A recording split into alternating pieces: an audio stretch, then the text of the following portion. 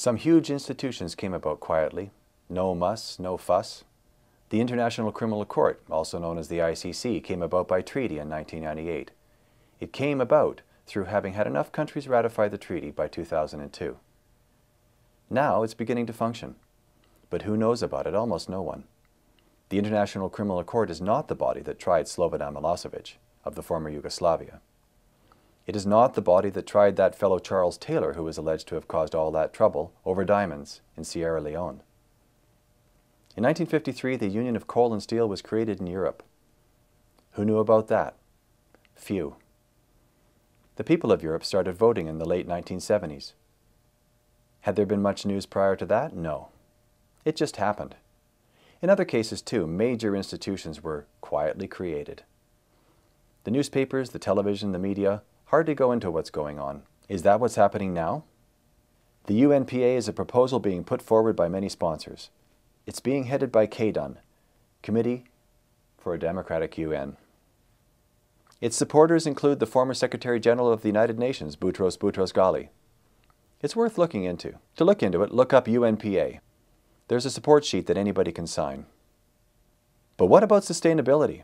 There are huge ecological crises facing humanity. The Colorado River in the US, by example, will lose its ability to generate electricity by 2018 or so. By some years later, millions of people in California and elsewhere will have no fresh water to use. The glaciers in the Himalayas are melting. Millions, hundreds of millions more people will have no fresh water to use. Would the UNPA help sustainability? Some say it would.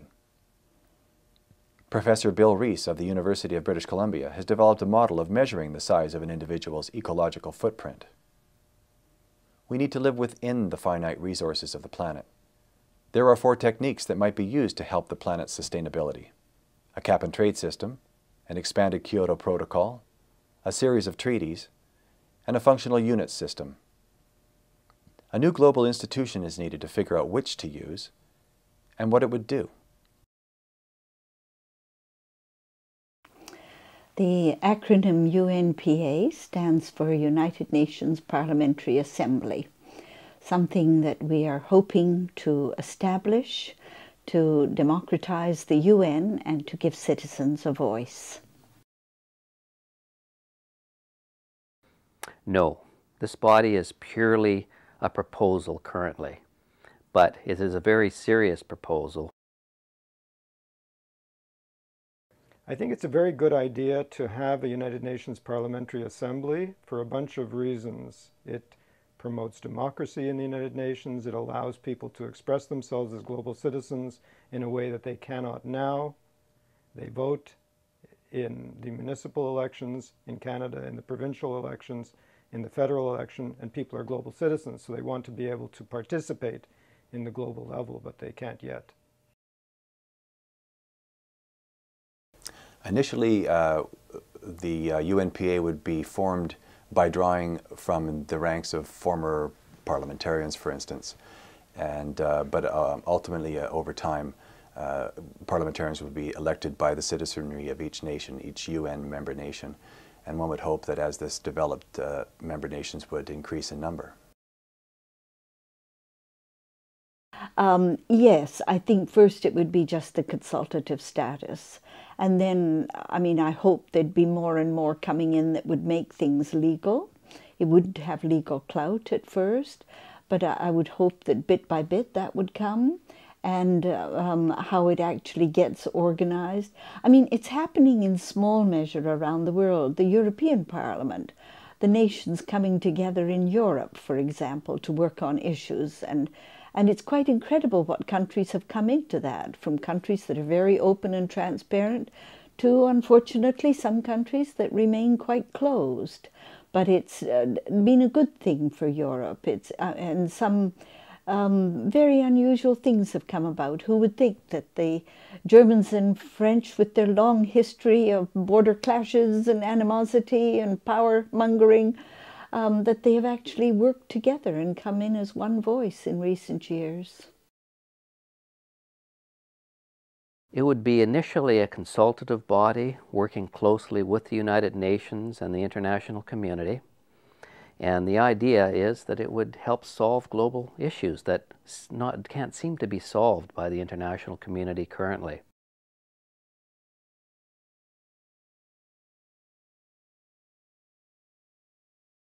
I think it's very important to notice that when people say, oh, we don't want a world government, they mean a unitary world government, not a world federal government. A world federal government would have only certain areas of jurisdiction having to do with strictly international matters. States, member states of the United Nations, would still be able to develop their own internal law. That's the federal model, not the unitary model. So, no, a world federal system or a United Nations Parliamentary Assembly would not be able to pass law on anything in the world. The UNPA at this point is at the very much in the formative stage conceptually.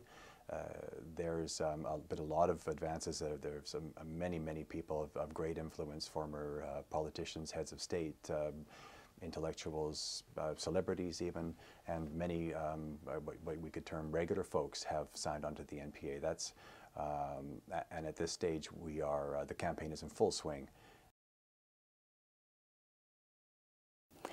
It's still at a formative stage. As I said, it only began 2007, and it's still very much at a formative stage, but more and more people are coming online. I mean, it just makes common sense, as I've said. It has to be. And, you know, throughout history, people have seen it. At first, it was maybe looked on as a vision when the small village was a world unto itself and the small community was a world unto itself. And indeed, there are still villages and places like that in the world today. We have to remember that as we're talking about this. But I think that it goes back a long time. And I mean, Tennyson incorporated it in one of his poems, that there must be a world parliament at some stage. And I think Boutros Boutros-Ghali, and if I may, I'll read his comment on it when he was the Secretary General of the UN. I think he saw the vision and he worked towards that vision. So it's not a new idea, it's slow in coming and getting formed. I will read what Boutros-Ghali said. The establishment of a UN Parliamentary Assembly has become an indispensable step to achieve democratic control of globalization. The best way to gather information is the wonderful World Wide Web. And that's really how I initially found out about it, is simply doing a search, UNPA, United Nations Parliamentary Assembly, World Federalist, World Government, lots of information on the internet on these issues, and of course the campaign website with all the supporters, all the signatories that have already signed on to this idea from around the world. A wonderful website, and I recommend everyone to have a look at it.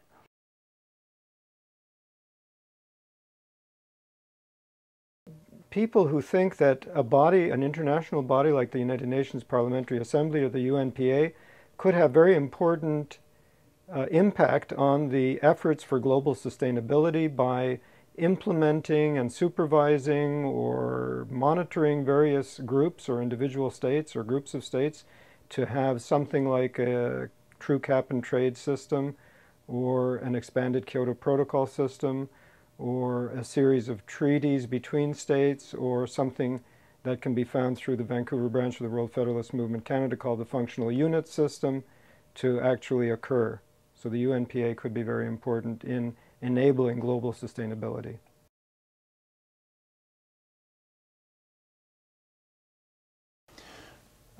I suppose at the local level, the UNPA could be supported by writing letters to politicians. It's a very simple thing to do, and if you go to the KDUN, I believe it's, or maybe it's the UNPA website, there's mechanisms by which that can be accomplished more easily.